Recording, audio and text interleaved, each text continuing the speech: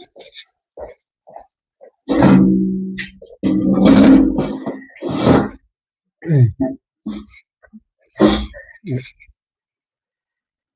estic segur com quedarà, no tinc gaire temps, perquè m'he assabentat fa poc d'aquesta convocatòria i el meu cap s'ha posat a funcionar i a presentar aquest projecte a la convocatòria perquè crec, sincerament, que pot ser útil pels objectius de la convocatòria i pels objectius que individualment jo començo, però que tenen un marc col·lectiu. Primer de tot, donar gràcies als meus amics que em van posar o van ser els que em van dir que hi havia un canal que es deia Enric Adventures que m'agradaria, i és cert, perquè jo feia contingut de senderisme, però jo el feia per mi, perquè m'agrada caminar i m'agradava enregistrar les meves rutes. I aleshores, arrel de seguir a l'Enric, doncs vaig veure un dels seus vídeos que explicava aquesta convocatòria, la d'aquest any, del programa Propulsió o de les beques Propulsió. I dic, tinc que fer-ho perquè crec que és útil. Bé, concreto els objectius. Primer objectiu, evidentment, està en línia amb el que les beques persegueixen, que és fomentar el català, la llengua del català i fer xarxa amb el català i fer xarxa amb el català. És que s'està sentint bordant un gos i això sembla el canal de l'Enric. Tindria que tenir el... Com se'n va, se'n va una mica. Tindria que tenir l'ultrasò per fer-los callar. Recomano que veieu la relació entre els gossos, l'Enric Adventures i el seu viatge a peu a la volta al món. Continuo. Primer objectiu, el que les beques demanen. Segon objectiu, fer xarxa, perquè això s'estengui. Tercer objectiu, fer amb la recerca i la ciència una eina útil per a les persones que tenen la malaltia de Parkinson. Jo estic començant un paper, jo no soc matemàtic ni soc metge, però sí soc pacient de Parkinson i sí sé quines circumstàncies amb el meu dia a dia estan comportant aquesta malaltia.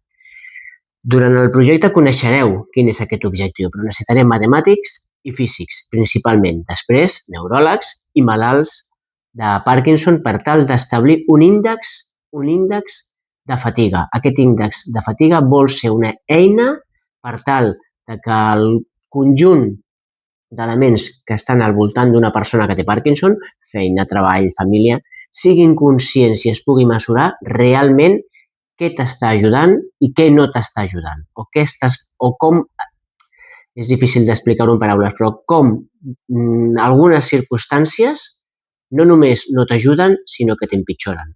I només amb una petita correcció, això pot tornar-se positiu. El tercer objectiu és fer el còmic que, si l'autor vol, perquè això és una obra seva, serà Vibrant de nou, tercera part. Per què? Perquè el leitmotiv d'aquest projecte i d'aquesta presentació en les subvencions és l'obra gràfica del Ramon Ricart. Ell és una persona amb Parkinson, crec, per la informació que jo només tinc de les xarxes socials, era professor de la Universitat de Vic amb disseny i arrel de la seva malaltia, la seva forma de transmetre el que li estava passant i com ho estava sentint va ser amb un còmic, un primer còmic i un segon còmic.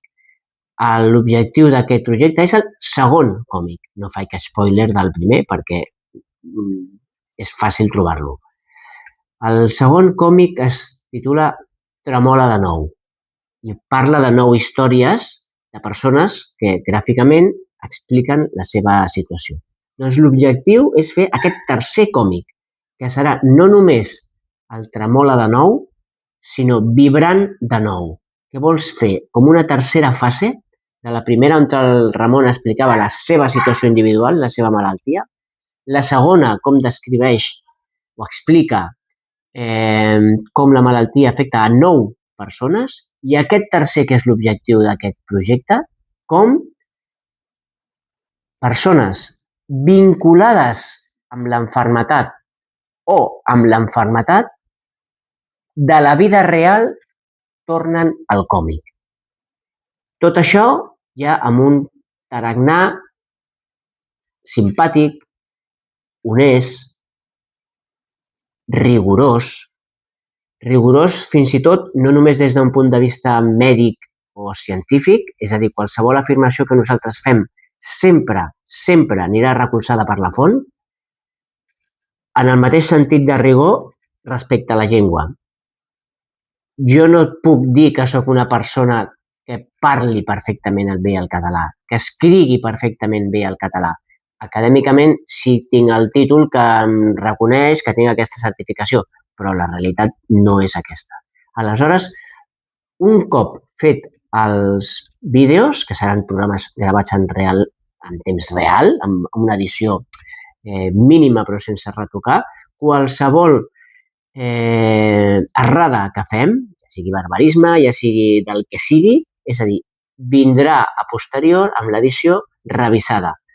Amb quin objectiu? No de fer un projecte perfecte, perquè no som perfectes.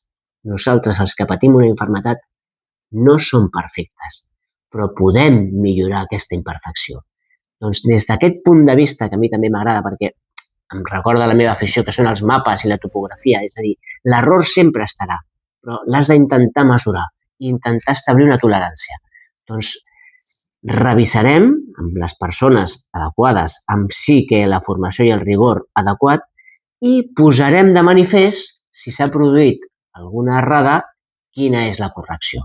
Sempre amb to positiu, amb to d'humor i no fent, com aquell que diu, amargant la vida, no? Com dir, que això ho ha fet malament. Ja ho sé que ho ha fet malament. I precisament jo a la meva filla sempre li dic, l'error és el camí de la solució i de l'aprenentatge.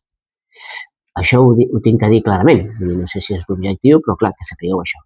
Perquè aquest projecte són molts reptes.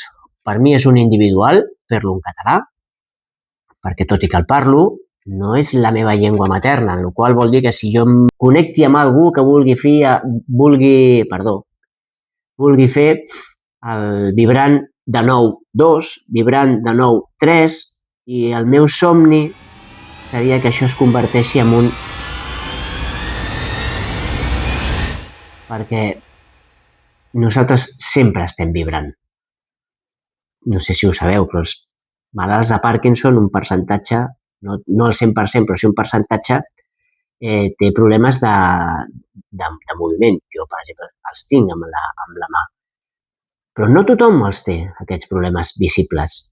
Però el que sí que té en comú molts malalts del Parkinson és que es mouen molt. I es mouen molt com ara, fent aquest projecte, implicant gent, fent xarxa. Recordo molt bé el primer protagonista d'aquest projecte, que serà el capítol 1. El capítol 0 és aquest, la presentació. El capítol 1 és l'Anna. I ella va dir una frase que deia és que la gent que té els malalts d'esclerosi múltiple van fer una cosa que és molt positiva, que és el mullet. Tothom sap què és el mullet. Doncs nosaltres ara ens mullarem per ells. Hi haurà un capítol on ens mullarem, però també volem fer que tothom tingui aquell moment vibrant amb el Parkinson.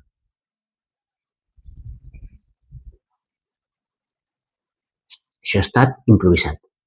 Gràcies, sisplau. Vinga!